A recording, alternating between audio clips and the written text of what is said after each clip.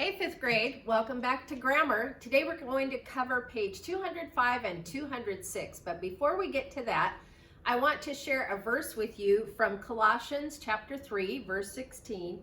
It says, "Let the word of Christ dwell in you richly, teaching and admonishing one another in all wisdom, singing psalms and hymns and spiritual songs with thankfulness in your hearts to God."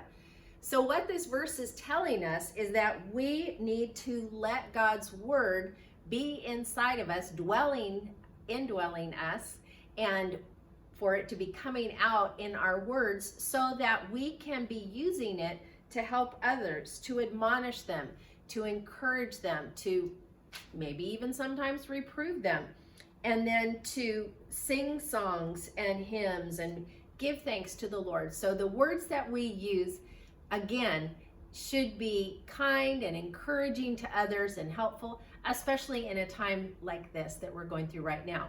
I am wearing my WCDS t-shirt today because it is Spirit Week, and today we're supposed to wear our WCDS shirts and things.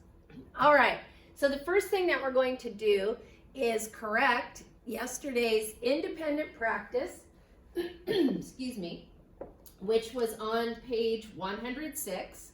So you can go ahead and pause the video and check your answers to these.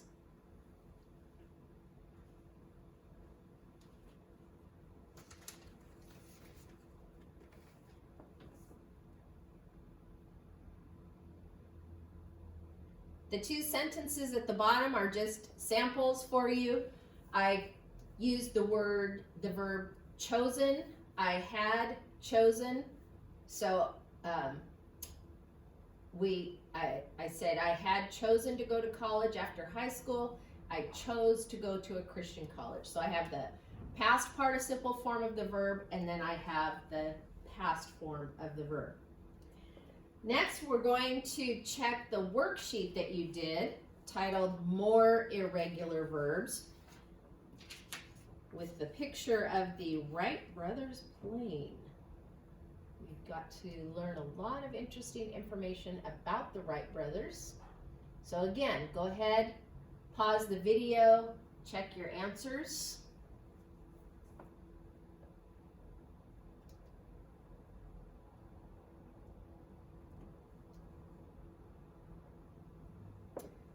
Okay, so today we're moving on to the next verb tense that we're going to look at, and that is the perfect tense of verbs.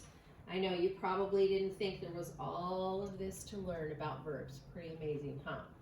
The perfect tense uses a form of the helping verb have with the past participle of the main verb. What in the world does all that mean, you say? Well, let me tell you. So, the present perfect tense, as you can see there, has the word has or have with it, plus the past participle.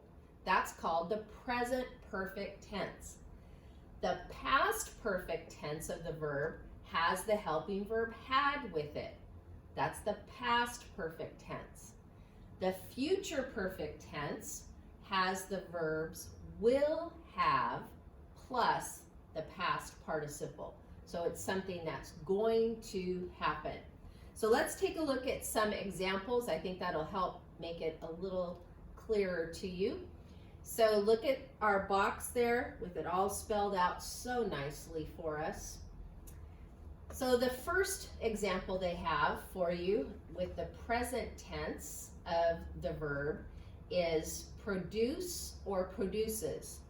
The textile factory produces cotton fabrics. Okay, factory is singular, produces is singular. The textile factories produce cotton fabrics. Factories is plural, produce is plural. The past form of the verb is produced.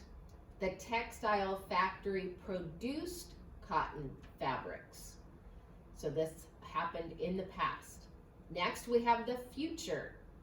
Will produce. The textile factory will produce cotton fabrics. Now going into the perfect tense, the present perfect has or have with the verb. Okay, that was a tongue twister there. The textile factory has produced cotton fabrics. The textile factories have produced cotton fabrics. So again, you need to notice that with a singular subject, you have a singular helping verb. With a plural subject, you have a plural helping verb. So when we have the word has or have, we've got the present perfect. When we have had, we've got the past perfect. When we have will have, we have the future perfect. Okay? So past perfect had produced, the textile factory had produced cotton fabrics. Future perfect will have produced. The textile factory will have produced cotton fabrics. All right, I hope you're with me so far. So let's take a look at the guided practice. They want us to underline twice the complete perfect tense verb in each sentence. So we're looking for the verb, and it's going to have, has, have, had, or will have with it. So number one, Cone Mills has operated textile factories since 1891. Okay, so what's our subject? What's our sentence about? It's about Cone Mills. What did Cone Mills do? Cone Mills has operated. So we should have underlined has operated twice.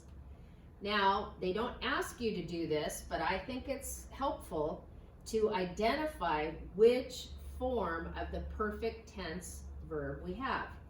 So if we have the helping verb has, then that tells us we have the present perfect. So we can abbreviate that PR, present perfect. Okay, we go to number two. Americans had begun buying Cone's flannel by 1898. Okay, so what's our subject? Who or what is the sentence about? It's about Americans. What had Americans done? They had begun. So we should have underlined had begun 2 times. Now we look at the helping verb had, and that tells us that this is the past participle. We can just abbreviate that with the letter P. Past participle. It already happened. Okay, number 3. Cone's denim fabric will have influenced the clothing industry for over 100 years. Okay, so again, what's our subject? Our subject is fabric. Who or what is the sentence about? It's about fabric. And what about the fabric? The fabric will have influenced. That's our verb. Will have influenced. We look and we see will have, that is future perfect.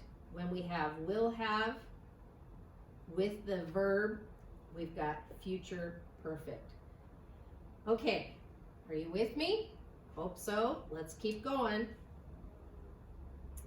All right, next part, they want us to identify the correct verb tense for each underlined verb.